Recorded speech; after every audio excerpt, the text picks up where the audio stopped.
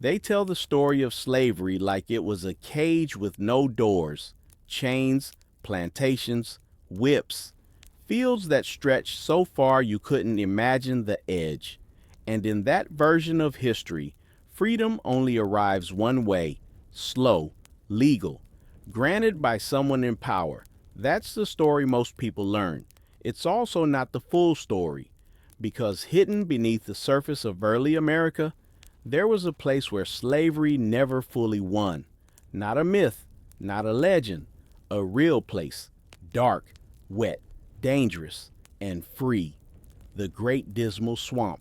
Before highways, before borders felt permanent, before the United States even understood what it would become. This swamp stretched across the East Coast like a living wall, nearly the size of an entire state. Thick water, black mud. Trees twisted so tight, sunlight struggled to reach the ground. Snakes everywhere. Bears moving through the brush. Mosquitoes so dense the air itself felt alive. White settlers called it useless land, cursed land, land nobody could control, but to thousands of black men and women escaping slavery, it looked like something else. It looked like possibility, because sometimes the most dangerous place in the world is also the safest place to be free. And inside that swamp, something extraordinary happened. Runaways didn't just hide. They didn't just survive. They built communities, families, trade, defense, memory. Generation after generation of black people lived beyond the reach of plantation America. Not for a season, not for a decade, for more than 250 years. Right in the middle of the South. That reality breaks the version of history most people were handed. Because if enslaved people created a hidden free world inside American borders, then slavery was never as complete as textbooks pretend, and power hates incomplete control. To understand how this freedom began, you have to go back to colonial Virginia, a place where labor was brutal for everyone at the bottom, black and white. Abuse was normal. Escape attempts were constant. People ran whenever they thought survival might be possible, but escape alone wasn't enough. Running without a destination is just another form of danger. The swamp changed that. Indigenous nations had lived along its edges for thousands of years. They knew the land, the hidden paths, the water routes, the places outsiders couldn't see. And when African runaways began moving toward the swamp, some of them weren't walking blindly. They were being guided. Quiet alliances, shared resistance. Two peoples pushed by the same expanding violence of colonial power. The first clear evidence appears in 1730, a rebellion sparked by a rumor that freedom had been promised to baptized enslaved people. When that promise vanished, hundreds rose in revolt. The rebellion was crushed. Punishment was swift. But about 200 people escaped, and they disappeared into the swamp. Think about what that decision meant. Walking into a place filled with predators, poison, hunger, and darkness, because even that felt safer than slavery. One woman who later fled there described snakes so thick they had to be beaten away just to sleep. Yet she wrote that those snakes were still less terrifying than the white men who claimed to be civilized. That sentence alone tells you everything about the world they were escaping, and the people who made it deep enough into the swamp became something new. Interior Maroons, not visitors, not fugitives passing through, residents of a hidden nation. Across small dry islands buried inside the wetlands, they built cabins, planted corn, beans, rice, gathered berries, hunted deer, raised animals, even kept bees for honey and candle wax. They traded with one another, protected one another, watched the edges of their world carefully, and most powerful of all, They raised children born completely free. Pause on that. In the heart of slave territory, generations of black children grew up never knowing bondage. That alone made the swamp dangerous to the entire system of slavery, because slavery survives on one lie above all others, that the enslaved cannot live without the enslaver. The Great Dismal Swamp proved the opposite was true, and once that truth existed, it couldn't be unseen. Slave owners felt the threat immediately. One powerful landowner tried to push into the swamp with armed men. After days of fighting mud, thorns, and exhaustion, they gave up. Supplies gone, bodies failing, territory undefeated. He warned the government that if nothing was done, the people inside the swamp could become a force powerful enough to threaten the entire region. He was right to be afraid, because freedom, once it learns how to defend itself, becomes contagious. And the swamp wasn't finished growing yet. What began as escape was slowly turning into something much bigger, something organized, something strategic, something the South was never supposed to face. The question is, if thousands of enslaved people were already living free inside America, how many more were about to follow them into the dark? Freedom inside the swamp didn't look like the kind written in law books. There were no speeches, no documents stamped with approval, no distant government deciding anyone's fate. There was only land, and the people brave enough to claim it. And that made the Great Dismal Swamp something rare in American history. Not just a hiding place, not just an escape route, a parallel world forming in silence right beside a nation built on bondage. Because once the first interior communities proved survival was possible, movement toward the swamp changed. Escape stopped being random. It became intentional. Word traveled the only way it could in a controlled society, quietly, from mouth to mouth, field to field, cabin to cabin, passed in whispers during the few moments enslaved people could speak without being watched. Some messages were simple. There's a place they can't reach. Others were instructions. Follow the water, move at night, trust the trees. Every successful escape strengthened the rumor. Every rumor pulled more people toward the swamp's edge, and over time, the population hidden inside those wetlands grew into the thousands. But not everyone could travel deep enough to vanish completely. Families were separated, children held on plantations, spouses trapped in labor camps, parents forced to choose between freedom and the people they loved. So a different kind of resistance formed along the outer edges of the swamp. Fringe Maroons. They lived in the narrow line between slavery and freedom, close enough to plantations to stay connected to family, hidden enough to avoid constant capture, moving in and out of the swamp like shadows the system could never fully grasp. This was survival shaped by love, not just escape. Some husbands remained enslaved to secretly support wives and children living in the swamp. Some mothers disappeared into the wetlands while relatives on plantations smuggled food, tools, and information. Entire invisible networks formed, linking enslaved communities to hidden freedom just miles away. And communication had to be perfect. A shirt hanging a certain way could signal safety. A sound in the trees could mean danger. A delayed return could mean patrols were nearby. Nothing written, nothing obvious.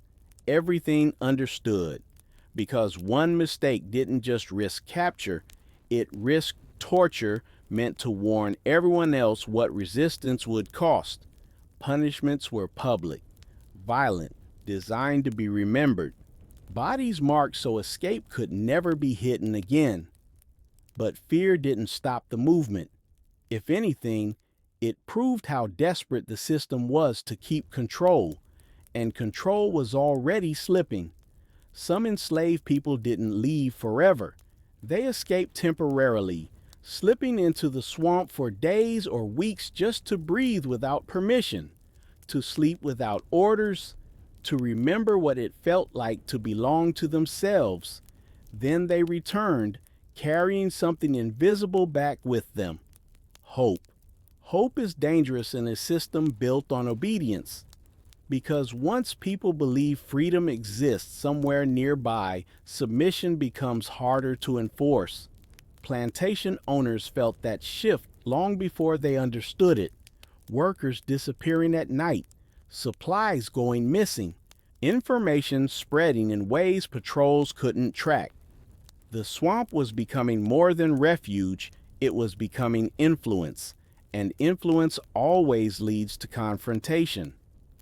In some regions near Norfolk, tensions reached a breaking point.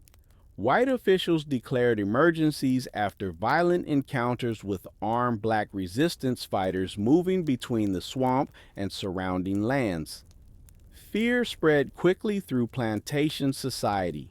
Not just fear of violence, fear of losing authority, because authority depends on certainty. The certainty that power cannot be challenged, that escape is impossible, that resistance is futile. The Great Dismal Swamp shattered all three, and once shattered, those illusions couldn't be repaired. Yet the most remarkable part of fringe Maroon life wasn't conflict, it was cooperation. Mutual aid flowing in both directions between enslaved people and those living beyond the system's reach. Food moved quietly. Tools changed hands secretly. Information traveled faster than patrol horses. Two worlds, one enslaved, one free, operating side by side, connected by trust, stronger than chains.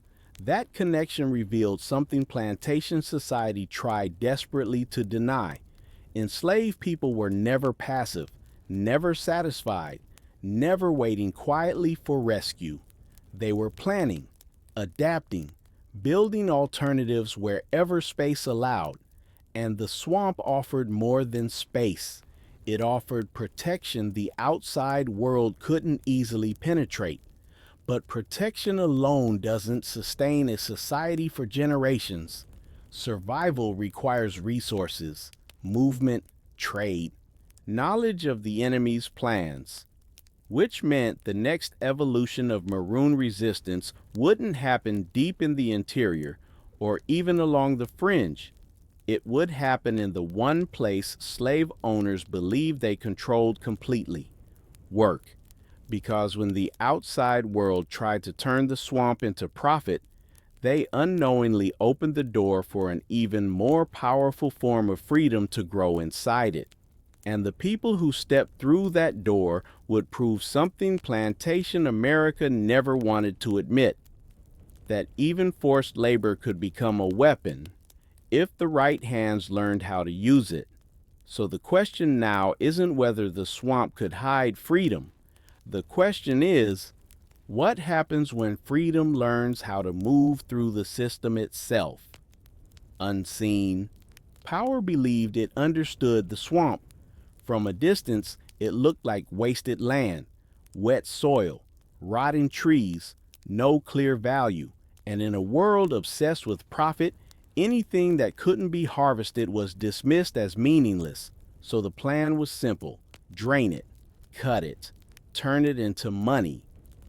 In 1763, wealthy investors formed the Dismal Swamp Canal Company with a vision that sounded ordinary on paper but carried enormous consequences in reality. They wanted to transform the swamp into farmland and trade routes: timber for construction, hemp for naval ropes, a canal connecting major waterways so goods could move faster than ever before.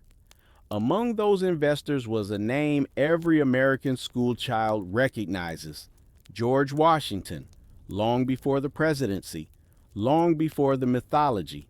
Just another powerful man trying to bend land and people into profit. To build that canal, the company needed labor. And in colonial America, labor meant one thing: enslaved bodies forced into impossible conditions. Workers were pushed into standing water for hours, sometimes days, cutting through roots thick as iron, fighting insects that covered skin like living clouds, disease spreading through wounds that never had time to heal.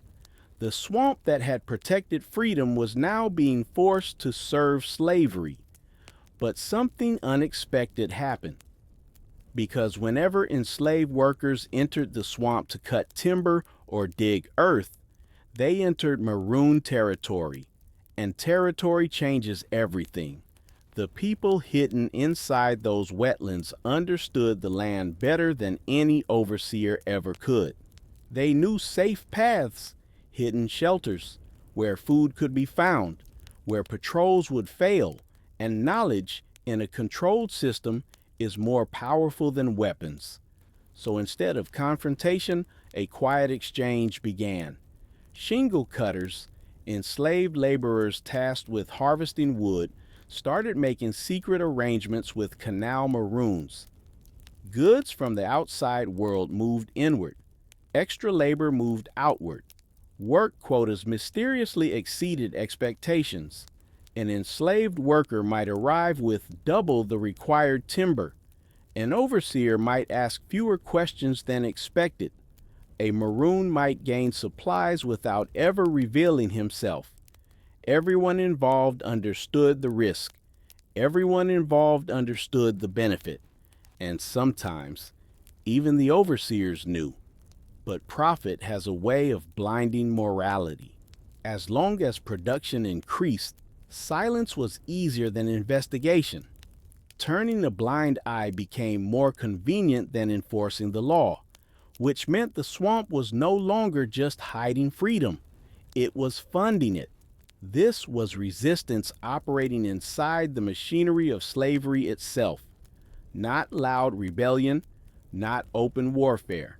Something more dangerous: independence growing quietly within forced labor. And systems built on control rarely detect the threats that don't announce themselves. Over time, canal Maroons formed a third distinct community, not fully hidden like the interior settlements, not constantly moving like the fringe, positioned directly along the canal's lifeline where information, goods, and opportunity flowed every day. They lived in the system's blind spot, too useful to destroy, too hidden to dominate, too connected to ignore. Some were hired directly, their legal status conveniently overlooked. Others carried forged papers. A few simply worked without questions being asked. Freedom didn't always require escape. Sometimes it required invisibility. And invisibility can last a very long time when everyone benefits from pretending not to see. But even quiet resistance creates tension, because every secret transaction, every hidden alliance, every successful act of independence weakened the illusion that slavery was absolute. Plantation society depended on certainty. Certainty that enslaved people were controlled. Certainty that escape meant isolation. Certainty that resistance would fail. The canal shattered that certainty piece by piece. Here, enslaved workers negotiated. Here, Maroons traded openly in secret. Here, the boundary between bondage and freedom blurred until power could no longer clearly define it. And when power loses definition, it begins to panic, because uncertainty spreads faster than rebellion. Stories of cooperation inside the swamp traveled outward just like earlier whispers of refuge. Workers heard about Maroons living freely, about supplies moving unseen, about overseers choosing silence over enforcement. Each story planted a new idea, not just escape, possibility. Possibility that slavery wasn't permanent. Possibility that control had limits. Possibility that freedom could be built, not granted. And once people begin to imagine freedom as something they can create themselves, the entire structure of oppression starts to crack. But imagination alone doesn't end systems. Action does. And deep inside the Great Dismal Swamp, something was changing. Quiet survival was evolving into organized resistance. Hidden communities were beginning to think beyond protection toward confrontation, because living free in secret is powerful, but destroying the system that forced secrecy in the first place is something else entirely. Across early America, enslaved people were already rising in rebellion. Dozens of uprisings, hundreds of attempts, each one crushed with brutal speed, each one remembered in whispers long after punishment ended.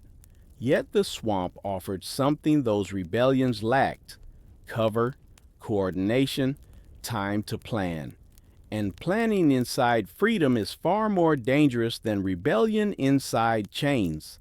Which is why the next chapter of the Great Dismal Swamp wouldn't be about hiding, it would be about striking. Because sooner or later, every hidden resistance faces the same decision: remain unseen, or step into history and force the world to notice. Rebellion doesn't begin with weapons. It begins with a realization, a quiet, dangerous understanding that the system holding you down is not invincible. Inside the Great Dismal Swamp, that realization had been growing for decades, first as whispers, then as networks, then as entire communities living beyond the reach of plantation law. But eventually, survival alone stops being enough, because once people taste freedom, even in fragments, they start imagining what freedom would look like everywhere. And imagination is the first step toward revolution.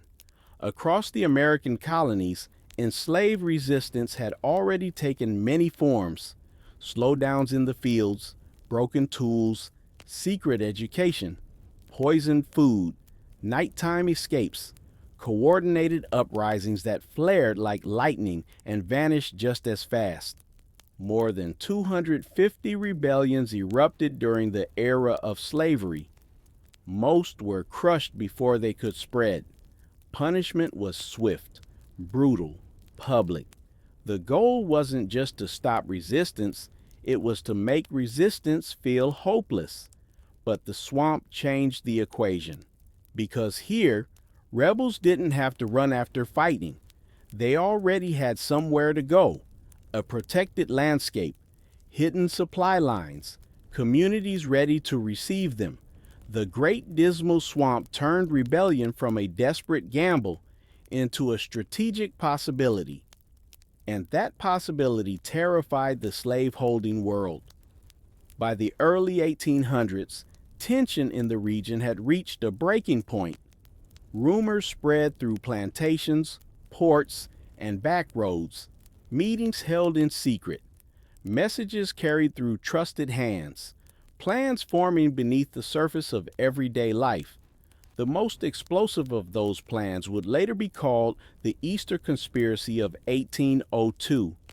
The idea was simple and devastating: strike fast, eliminate as many slaveholders as necessary, seize weapons, secure permanent freedom.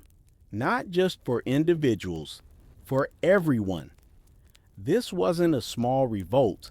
It was an attempt to shatter the entire structure of slavery in the region, and the swamp sat at the center of it all, because if the uprising succeeded, Maroon territory could become more than refuge. It could become foundation for a new society beyond slavery's reach. But revolutions carry a cruel truth: the larger the plan, the harder it is to keep silent. By May, whispers had spread too far. Someone talked, or was forced to, or broke under fear. Authorities moved quickly: arrests, interrogations, executions meant to send a message louder than the rebellion itself. Dozens captured, dozens killed, others sold away, scattered so far their stories disappeared from record. Another revolution, crushed before it could ignite. At least that's what power wanted everyone to believe, because one name slipped through their grasp.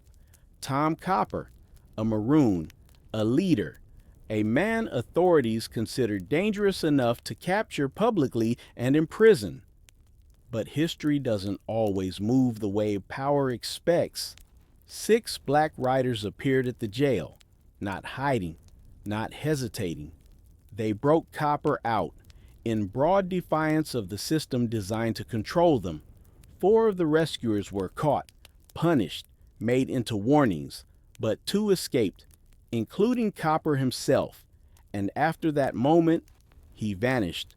No trial, no execution record, no confirmed death, just gone. Most likely, he returned to the only place strong enough to hide him forever, the swamp. That disappearance carried meaning far beyond one man's survival, because it proved something slaveholders feared most. Control was not absolute. Even after arrests, even after executions, even after terror meant to silence resistance, freedom could still slip through their fingers. And once people witness that possibility, fear begins to change sides. Slaveholders started sleeping differently, listening differently, watching the tree lines at night, because the swamp wasn't just land anymore. It was a threat that could move, and moving threats are the hardest to destroy. Yet something even more powerful was happening beneath the surface. Every failed rebellion still taught lessons about secrecy, about timing, about trust. Resistance was evolving, learning from defeat, adapting, waiting. Because time, when you live outside the system's reach, becomes a weapon. And the swamp had time. Years passed, then decades. America itself changed. Revolutions, new governments, expanding borders, growing economies built on enslaved labor. But deep inside the wetlands, a different timeline existed. One measured not by laws or presidents, but by survival. Generations were born free, grew old free, died free, all while slavery tightened its grip everywhere else. That contradiction sat quietly in the heart of the nation, unspoken, unresolved. Because if a free black world could exist for centuries inside America, what did that say about the story America told about itself? Power avoids questions like that, but history remembers them. And as the 1800s pushed forward, pressure began building across the entire country.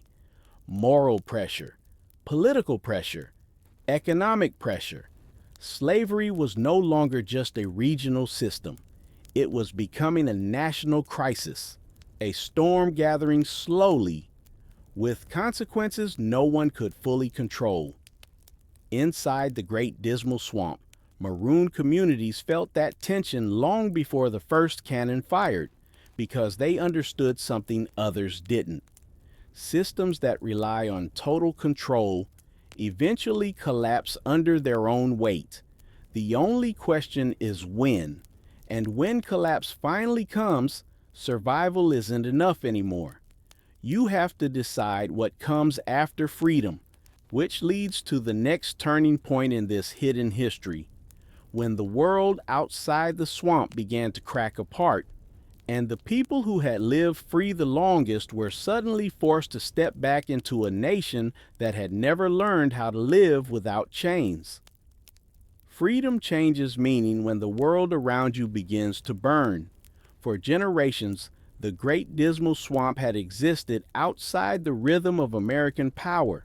Empires rose, governments formed, borders shifted, and still, deep inside the wetlands, free black communities lived by rules older than the nation itself. But by the middle of the 19th century, something irreversible was happening beyond the tree line. The United States was coming apart, not quietly, not slowly, but with the kind of tension that makes every conversation feel like the last calm moment before a storm.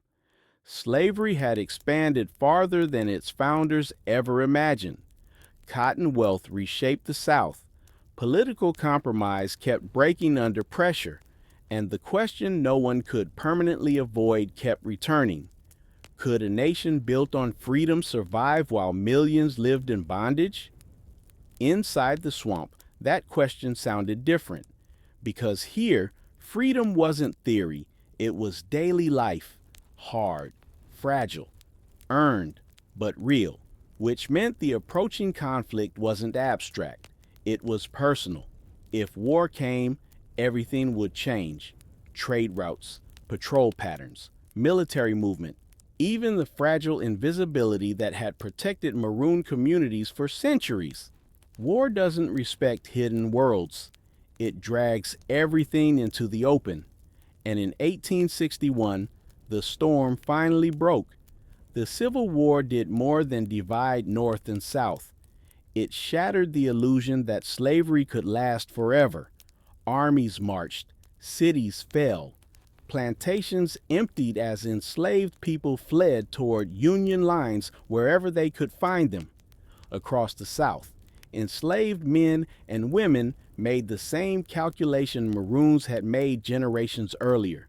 Freedom was worth the risk. But for the people of the Great Dismal Swamp, the moment carried a different weight. They had already done what millions were just beginning to attempt. They had already escaped, already survived, already built something free in a land designed to deny it. Now the question wasn't how to become free. It was what freedom would look like when the war ended, because war promises liberation, but peace decides who truly receives it.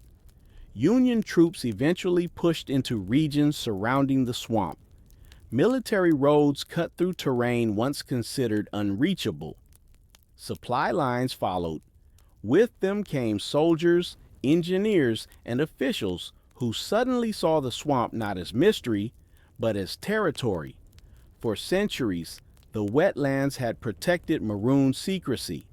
Now the same landscape was being mapped, measured, and absorbed into a new national order. Freedom was spreading, but so was surveillance, and that created a quiet, painful paradox. The closer the nation moved toward ending slavery, the closer it also moved toward ending the isolation that had allowed Maroon freedom to exist untouched. Emancipation, when it finally arrived in 1865, felt like a miracle across the South. Celebrations, tears, prayers whispered into open air for the first time. A legal declaration ending centuries of enforced bondage. But inside the swamp, the emotion was more complicated, because freedom here was not new. Only the world outside had changed. For elders who had lived entire lifetimes hidden from American law, stepping out of the swamp meant entering a country that still didn't know how to see them as fully human. Legal chains were gone, but danger was not. Reconstruction promised equality. But promises are fragile things in a land built on broken ones. Some Maroons chose to leave the swamp after the war, drawn by the possibility of land ownership, wages, education. Churches built openly instead of secretly. Others hesitated, because survival had taught them something difficult to forget.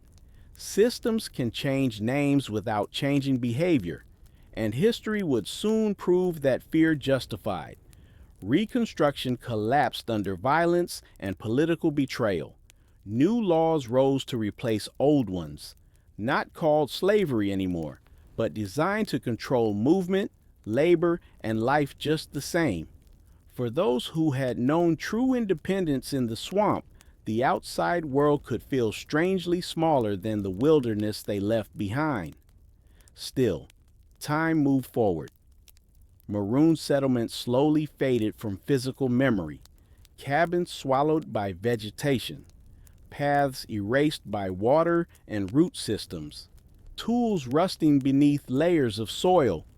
Nature, which had protected them for centuries, now performed a different task. It hid the evidence they had ever existed. And forgetting is often the final victory of oppression, because a story erased from land is easier to erase from history, and the people erased from history are easier to ignore in the present. Yet something survived that could not be buried: legacy. Not the kind written in official documents, but the kind carried in behavior, culture, resistance, and memory passed quietly through generations. The knowledge that freedom could be taken, but also reclaimed. The certainty that systems claiming total control could still be escaped, outlasted, defied. From the Underground Railroad to civil rights organizing, from freedom songs to modern protest movements, the same pattern appears again and again. Communities building safety where none was offered. Networks forming beneath the surface of power. Hope surviving in places designed to destroy it. The Great Dismal Swamp was never just geography. It was proof. Proof that resistance does not always look like revolution. Sometimes it looks like endurance, like cooperation, like choosing life in a place the world calls impossible. And that proof carries a question into the present. If thousands of people could create freedom in the harshest conditions imaginable, without recognition, protection, or resources, what might freedom look like today if their story were remembered not as legend, but as instruction? Because history isn't only about the past. Sometimes it's a map, and the deeper you follow it, the clearer one truth becomes. Freedom has never been given permanently. It has always been built, again and again, by people willing to imagine a world beyond the one they were told to accept. Silence is one of history's favorite weapons. Not the loud kind, not the obvious kind, the quiet kind that settles in slowly, until entire worlds disappear without anyone noticing. That's what almost happened to the people of the Great Dismal Swamp. When the Civil War ended and the nation tried to rebuild itself, attention shifted fast. Railroads expanding, cities industrializing, new wealth forming in the North, new control tightening in the South. America wanted a forward story: progress, unity, destiny. Hidden black resistance in a mosquito-choked wetland didn't fit that narrative, so it faded. Not because it wasn't real, because remembering it would raise dangerous questions. Questions about who truly fought for freedom. Questions about whose courage built survival long before laws changed. Questions about whether the official timeline of liberation was ever honest. For decades, the swamp stayed mostly quiet, trees reclaiming pathways, water swallowing footprints, time doing what time does best, covering truth in layers that look like forgetfulness. But forgetting is never complete. Pieces always remain, local stories whispered between families, strange earth mounds no one could fully explain, old tools turning up in places too deep in the wetland to make sense, clues, fragments, evidence waiting for someone curious enough to look closer. And eventually, someone did.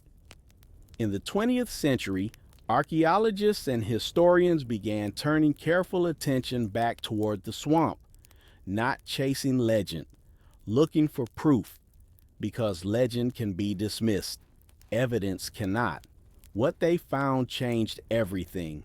Buried foundations where cabins once stood, charcoal traces from controlled fires, pollen patterns revealing long-term crop growth in places thought unreachable, artifacts showing trade, craftsmanship, and permanent settlement.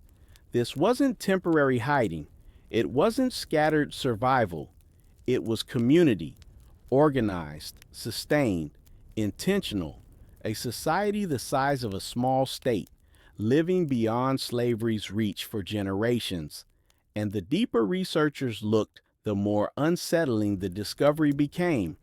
Because the existence of large, self-sufficient Maroon populations destroyed one of the central lies slavery depended on, that enslaved people were incapable of governing themselves. The swamp proved the opposite. They built homes, food systems, security networks, trade relationships, cultural traditions strong enough to survive isolation, all without the structures the outside world claimed were necessary for civilization. That truth didn't just challenge history, it challenged ideology, and ideologies rarely surrender quietly. Even as evidence grew, recognition moved slowly. Textbooks hesitated. Museums stayed cautious. Public memory lagged behind scholarship. Because accepting the full reality of Maroon resistance would require rewriting more than a chapter. It would require rethinking the entire story of American freedom, not as something granted from above, but something seized from below. Still, truth has patience, and over time, the story kept pushing forward. Excavations expanded, academic research deepened, descendant communities began reconnecting with histories long kept in shadow. The swamp was speaking again, not through myth, through soil, through science, through memory that refused to stay buried. And with that rediscovery came a realization even more powerful than the first. The Great Dismal Swamp wasn't an exception. It was part of a global pattern. Wherever slavery existed, Jamaica, Brazil, Suriname, Haiti, Maroon societies formed.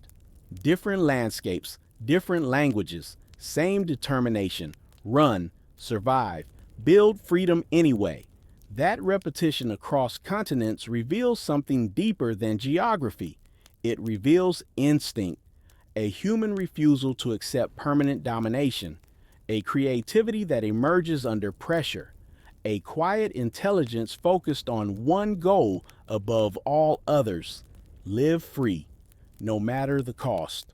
And when you see that pattern clearly, the swamp stops looking isolated.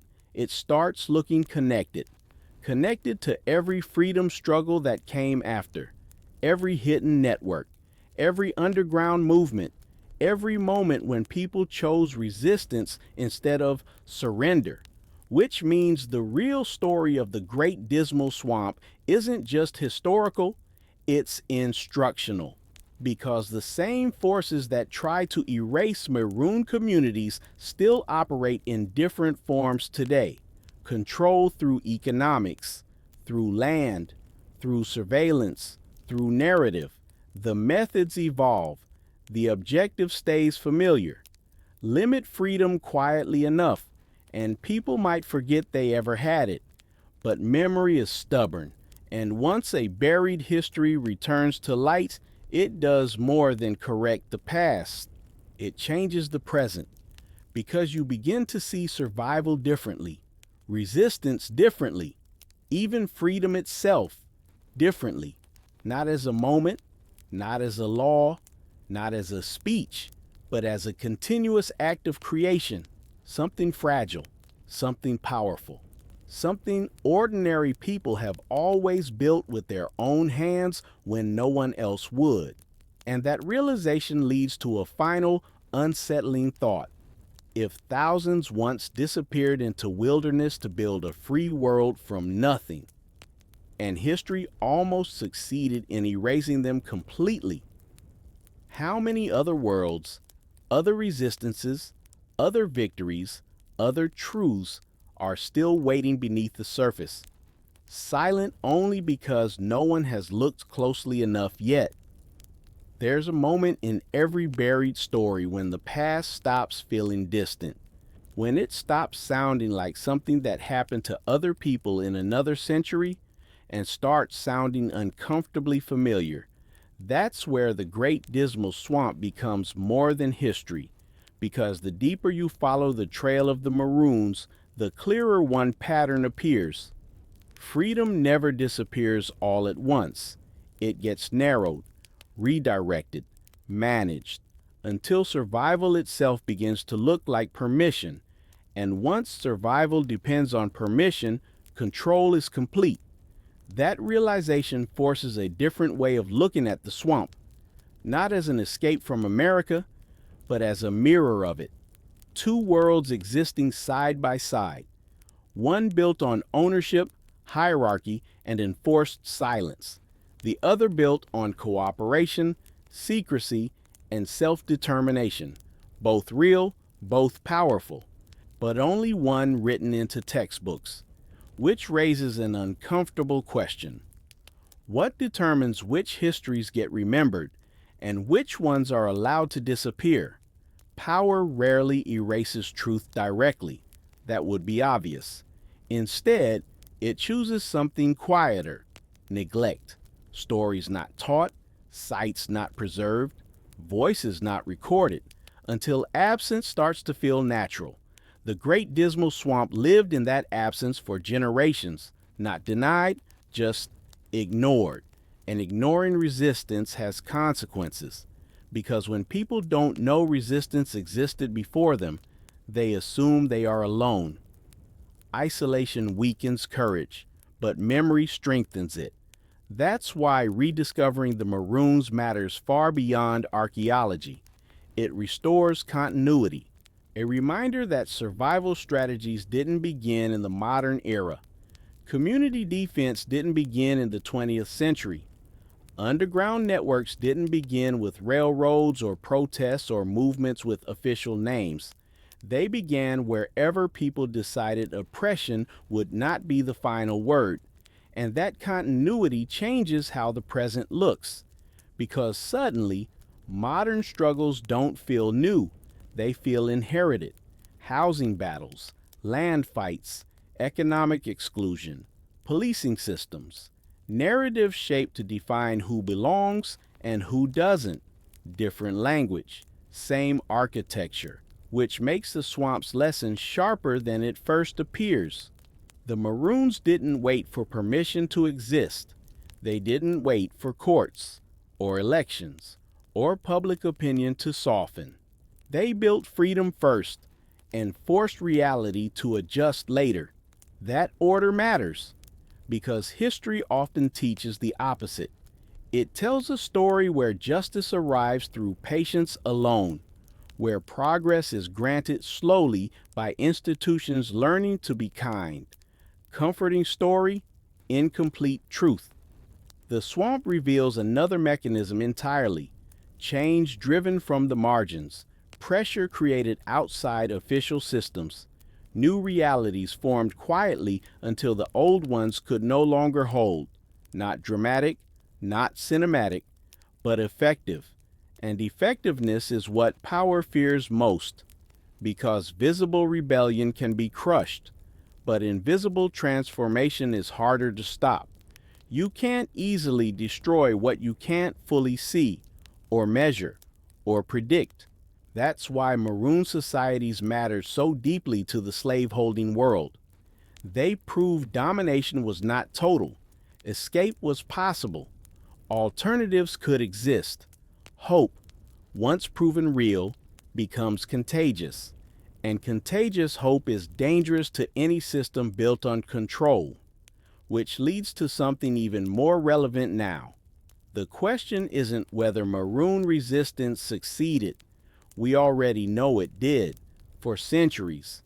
The real question is why that success feels unfamiliar today, why so few people learn about it, why its scale sounds surprising, why freedom built outside official structures feels almost unimaginable in modern conversation, because imagination itself can be limited, not by chains, but by storytelling.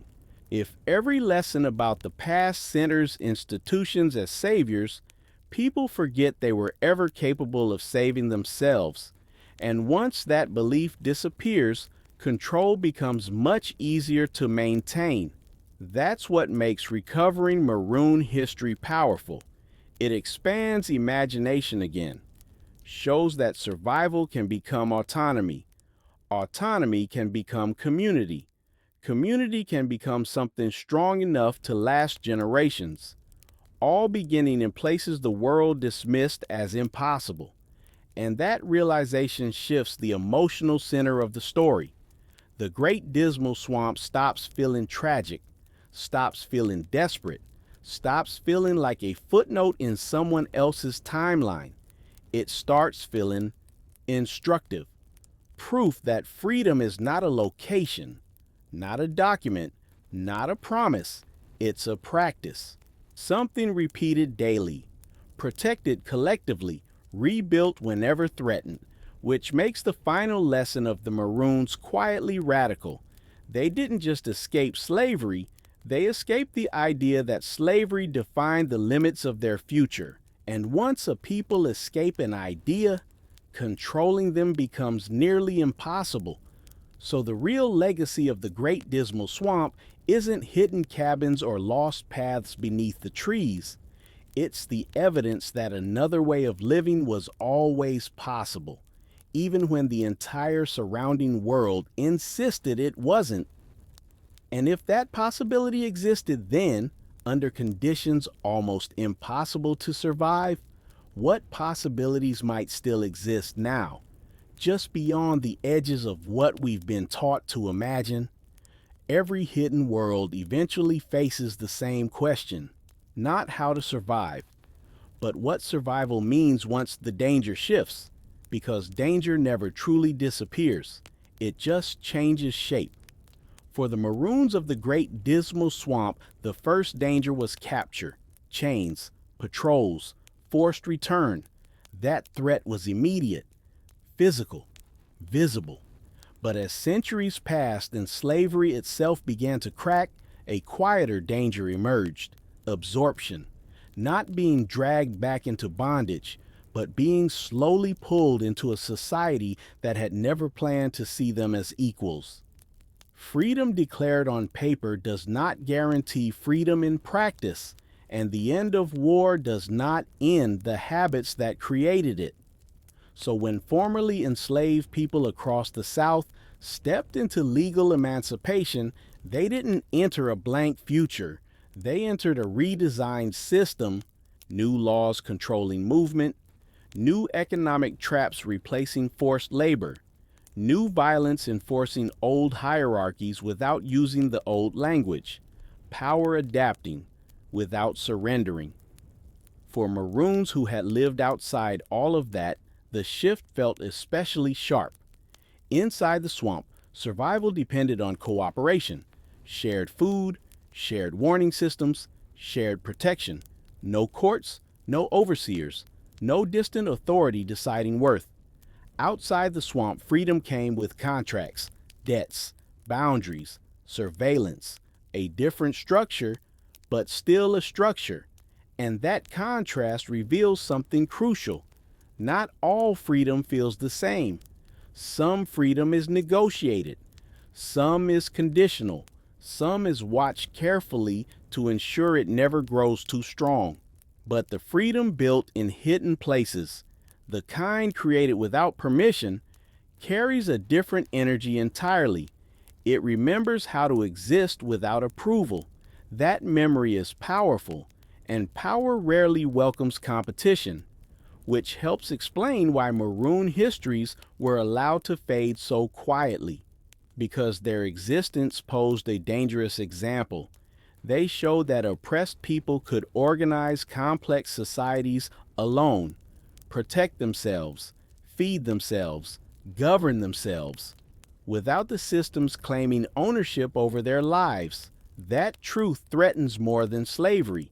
It threatens dependency itself. And dependency has always been one of control's favorite tools.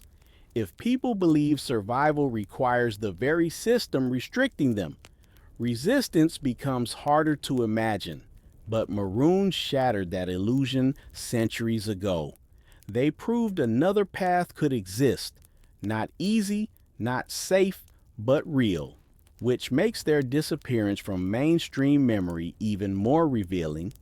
because erasing a rebellion hides conflict, but erasing successful independence hides possibility.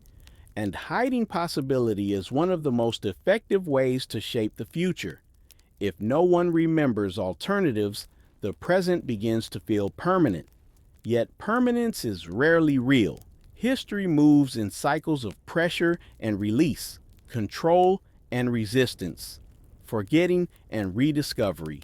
The Great Dismal Swamp sits directly inside that rhythm, buried for generations, then slowly uncovered again as new scholars, descendants, and communities began asking deeper questions about the past, not satisfied with simplified timelines, not satisfied with stories that placed freedom entirely in the hands of governments or wars. They looked beneath the official narrative and found people who had already rewritten their destiny long before national change arrived. That discovery does more than correct textbooks. It shifts responsibility, because once you know freedom has been built from the ground up before, you can't pretend change only comes from above. You can't claim ordinary people are powerless, or that systems are unmovable, or that survival must always follow rules written by someone else. The swamp removes those excuses quietly, without speeches, without monuments, just evidence. Evidence that imagination can become reality when survival leaves no other choice. And that idea stretches far beyond one wetland in the American South. Across the world, in different centuries and different struggles, the same pattern appears. Hidden schools where education was forbidden, secret gatherings where speech was dangerous, underground economies where opportunity was denied, communities forming in shadows until shadows themselves became shelter. The geography changes. The principle stays the same. Freedom grows strongest where it is least expected, which makes the story of the Maroons feel less like something finished and more like something continuing, because their legacy isn't preserved only in soil or artifacts. It survives in strategies, in culture, in quiet understandings passed between generations about how to endure systems that claim permanence. And endurance, when stretched long enough, becomes transformation. That's the final shift the swamp teaches. Resistance doesn't always look dramatic in the moment. Sometimes it looks like patience, like planning, like building small pieces of another world until that world becomes strong enough to outlast the one surrounding it. No headlines, no recognition, just persistence powerful enough to rewrite reality over time. And once you see history through that lens, something changes. The past stops feeling closed.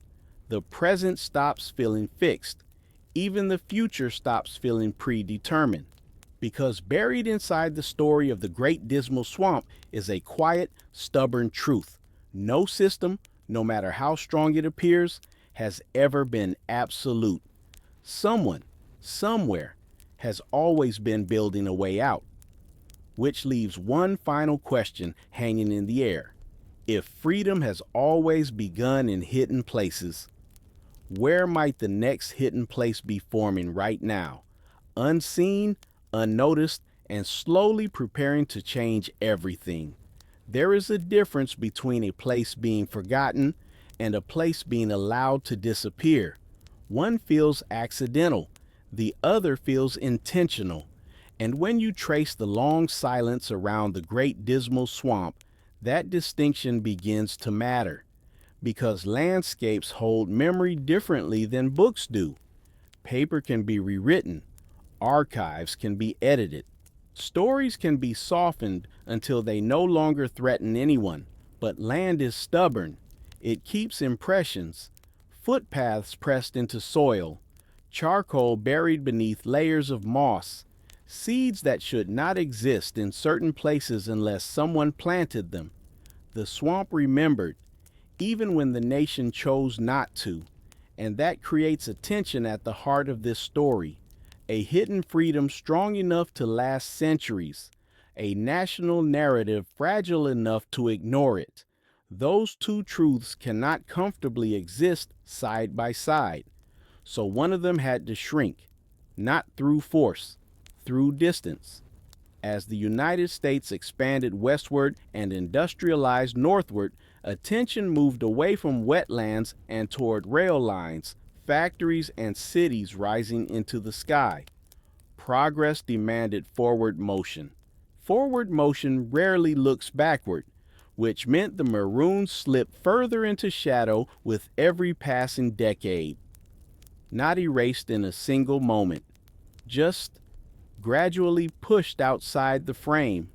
And once a story sits outside the frame long enough, a strange thing happens. People begin to assume it was never important to begin with. That assumption is powerful because it transforms absence into justification. If something mattered, surely we would have learned about it. Surely someone would have told us. Surely it would be everywhere. But history doesn't work that way. Visibility has never been neutral. It follows influence. It follows comfort. It follows the needs of whoever holds the pen. And the Maroons of the Great Dismal Swamp complicated too many comfortable ideas to remain visible. They complicated the belief that freedom arrived primarily through government action, complicated the belief that resistance was scattered rather than organized, complicated the belief that enslaved people waited passively for change. Most dangerously, they complicated the idea that control was ever complete, because if thousands could step outside the system entirely, then the system was never as total as it claimed, and total control is easier to maintain when its limits stay invisible. That's why rediscovery always feels disruptive, not because new facts appear, but because buried facts return. Archaeologists didn't invent the Maroons. Descendants didn't imagine them. Researchers didn't create their freedom. They simply uncovered what had been waiting beneath the surface all along. And once uncovered, silence becomes harder to maintain, because evidence demands explanation.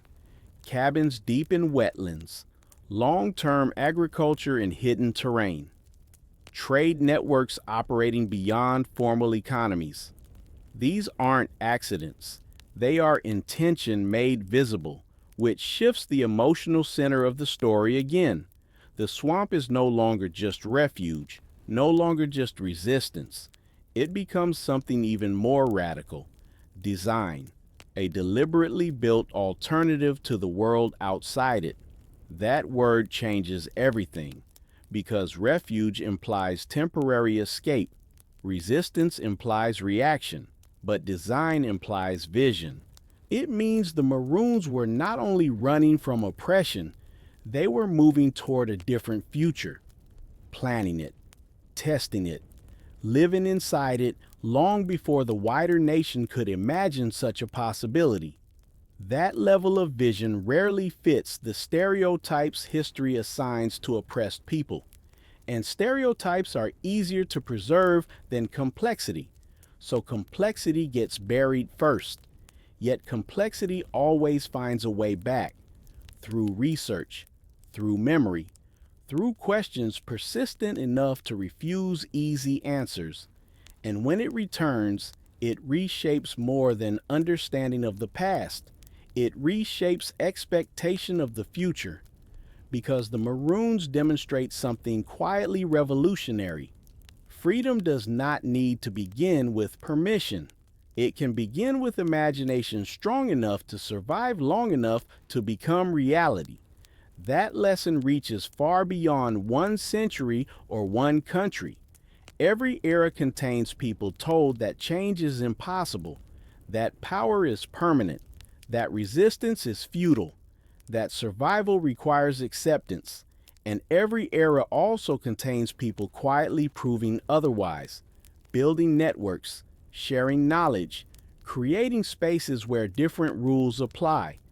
Most of those efforts remain invisible at first, hidden like cabins beneath dense canopy, unnoticed like paths winding through water and reed. But invisibility is not the same as weakness. Sometimes it is preparation, preparation for a moment when hidden work becomes undeniable, when quiet survival becomes visible transformation, when the future steps out of shadow and forces the present to change. The Great Dismal Swamp holds one of those moments in slow motion, stretching across centuries instead of years, proof that time itself can become an ally of resistance, proof that endurance can outlast systems designed to feel eternal. And once you see endurance that clearly, a final realization begins to form.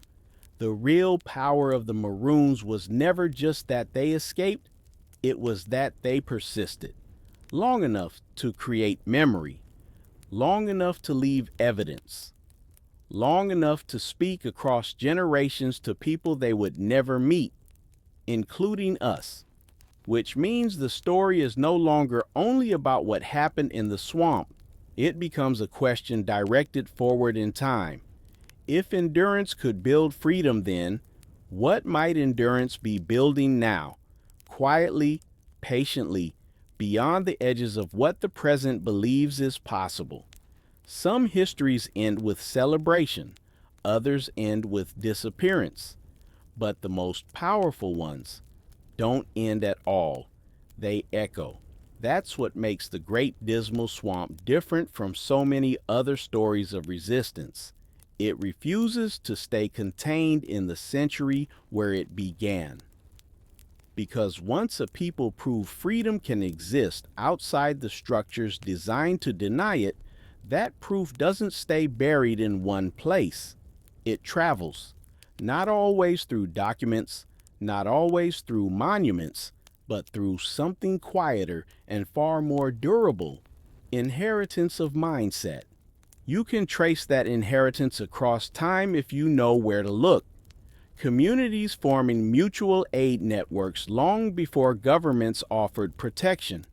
Hidden roots guiding people towards safety when official roads led only to danger.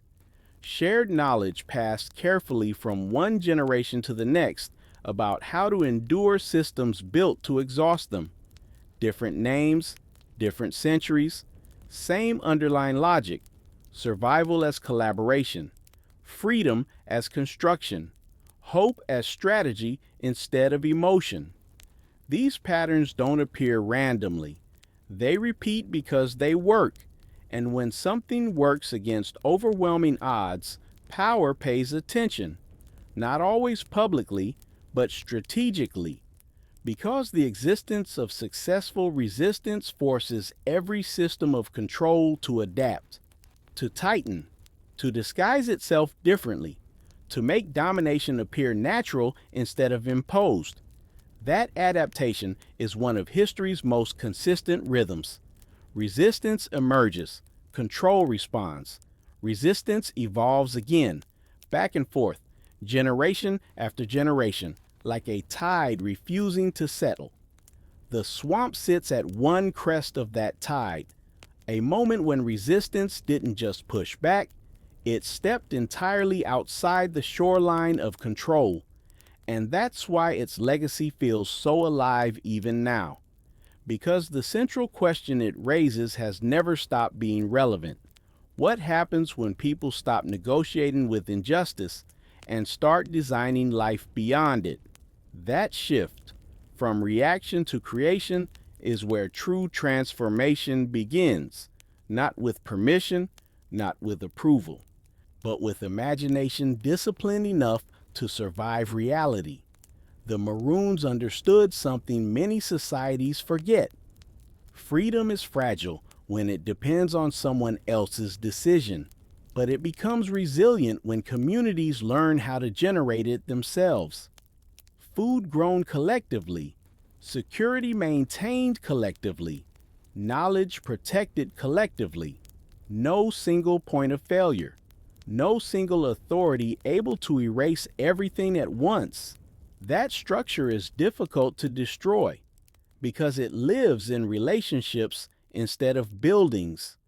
And relationships, once formed deeply enough, can outlast even the systems trying to break them apart. You can see reflections of that principle throughout later struggles. Enslaved people guiding each other northward through coded signals and hidden shelters. Organizers building parallel institutions when official ones excluded them. Movements sustaining themselves through shared care when public sympathy disappeared. Again and again, the same blueprint reappears. When survival is threatened, community becomes architecture. And architecture built from trust is harder to dismantle than anything built from stone. This is why remembering the swamp matters now more than ever, not as nostalgia, not as tragedy, but as instruction manual written in lived experience. Because modern conversations about freedom often focus on visibility, laws passed, speeches delivered, victories announced. Those moments matter, but they are rarely where change truly begins. Change begins earlier, quieter, in kitchens, forests, back roads, hidden rooms, whispered plans. In ordinary people deciding the world as it exists cannot remain the only option. That decision is small at first, almost invisible, until enough people share it, until imagination spreads faster than fear, until what once seemed impossible begins to look inevitable. The Maroons reached that point long before the wider nation understood what they had done, and that timing carries a lesson of its own. Recognition is not required for impact. Validation is not required for truth. History often catches up long after reality has already changed, which means the most important transformations happening today may still be unnoticed, still dismissed, still hidden beneath the noise of louder events demanding attention. Just as the swamp once was, a quiet world growing stronger in the margins while the center believed nothing significant was happening at all. Until one day, the margins reshaped the center. They always do, eventually. And when they do, people look back searching for the beginning, for the first sign that change was possible. They search old landscapes, old stories, old acts of courage that suddenly feel less distant than before. That's where the Great Dismal Swamp waits, not as relic, not as myth, but as reminder. Reminder that freedom has never belonged only to the powerful. Reminder that survival can evolve into sovereignty. Reminder that even in the harshest conditions imaginable, human beings have always found ways to build something better. Which leaves us standing in the present with a question the past keeps asking. If hidden communities could imagine freedom clearly enough to live it, centuries before the world was ready to acknowledge it, what future might already be forming now, quietly gathering strength, waiting for the moment when imagination becomes reality again?